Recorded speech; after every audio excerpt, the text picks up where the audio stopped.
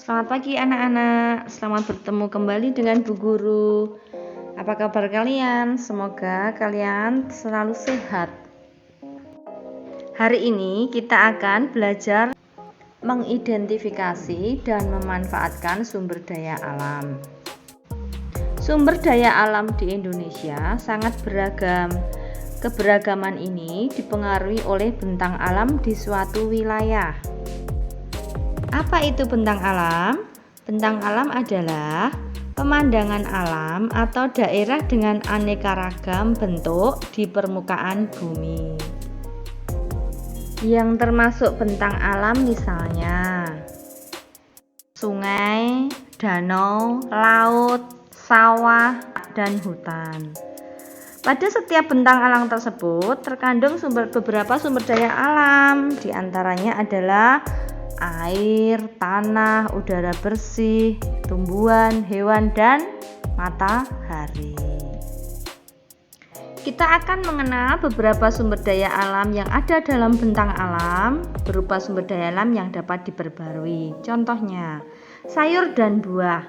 Sayur dan buah dimanfaatkan sebagai bahan pangan sehari-hari, komoditi yang memiliki nilai ekonomi, dan bahan baku berbagai olahan makanan seperti keripik, selai, dan manisan. Kemudian ada tanah liat.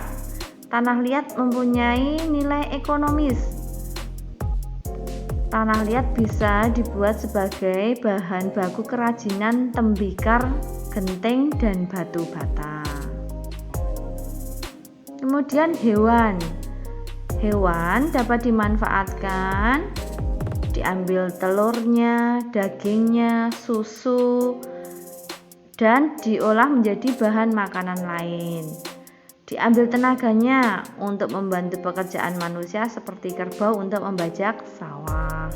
Kemudian kotoran hewan dapat diolah menjadi pupuk organik.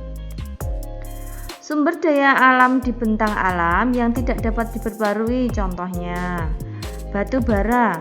Batu bara dimanfaatkan sebagai bahan bakar beberapa jenis alat transportasi, kemudian sebagai bahan baku untuk industri baja dan sumber energi pembangkit listrik. Minyak bumi. Minyak bumi dimanfaatkan sebagai bahan bakar untuk mesin atau kendaraan, sebagai bahan baku yang dapat diolah menjadi gas seperti LPG, dan penghasil serat untuk bahan baku tekstil yaitu nilon. Untuk menambah pengetahuan kalian, simaklah video berikut. Minyak bumi terbentuk dari jasad renik yang berasal dari hewan atau tumbuhan yang telah mati pada jutaan tahun yang lalu. Jasad renik ini terbawa oleh air sungai dan bersama lumpur mengendap di dasar laut. Adanya oksigen ini akan mengubah fosil yang mengendap di dasar laut ini berubah menjadi kerogen.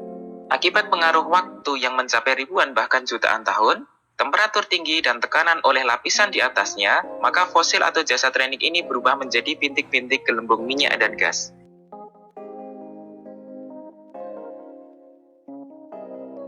Untuk mengambil minyak dan gas yang ada di dalam tanah tadi, itu harus dilakukan dengan melakukan pengeboran minyak dengan kedalaman mencapai 3-4 km di bawah permukaan tanah. Proses terbentuknya batu bara. Saat hidup, tumbuhan menyimpan energi matahari dalam proses fotosintesis.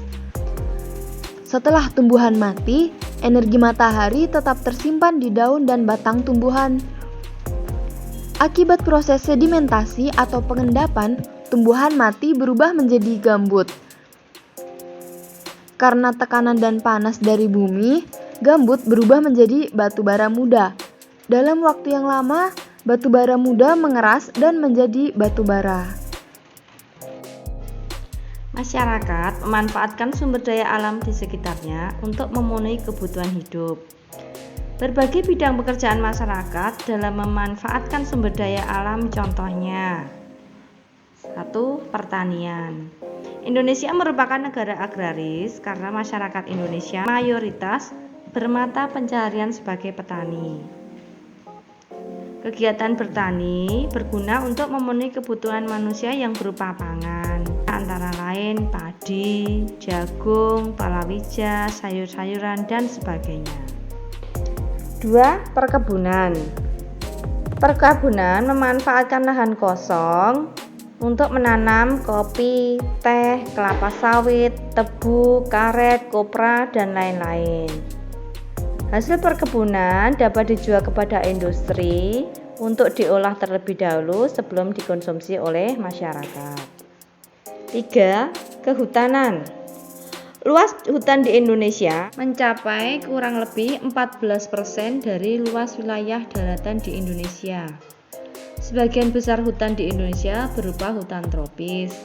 Hasil hutan dapat dimanfaatkan untuk kebutuhan perumahan, perabot rumah tangga, keperluan industri, barang kerajinan, dan sebagainya. 4. Peternakan.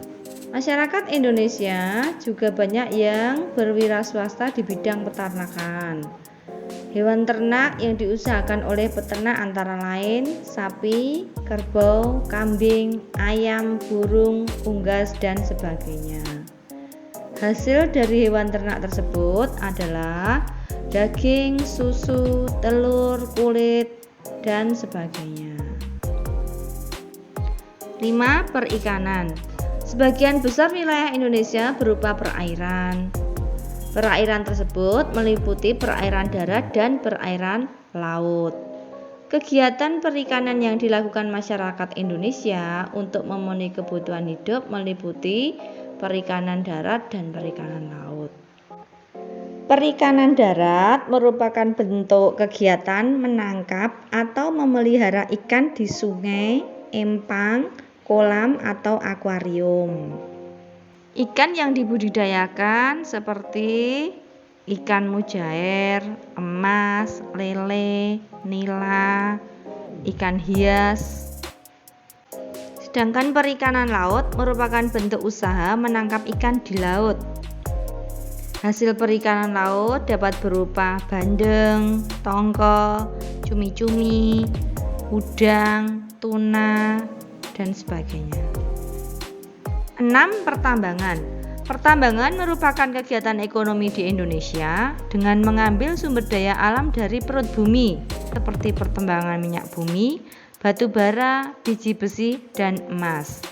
Barang-barang tambang tersebut digunakan untuk kegiatan industri, transportasi, dan sebagainya. 7. Perindustrian. Industri merupakan kegiatan mengolah bahan mentah menjadi bahan jadi. Bahan mentah tersebut diperoleh dari alam, sehingga kegiatan perindustrian membutuhkan sumber daya alam untuk menghasilkan barang jadi.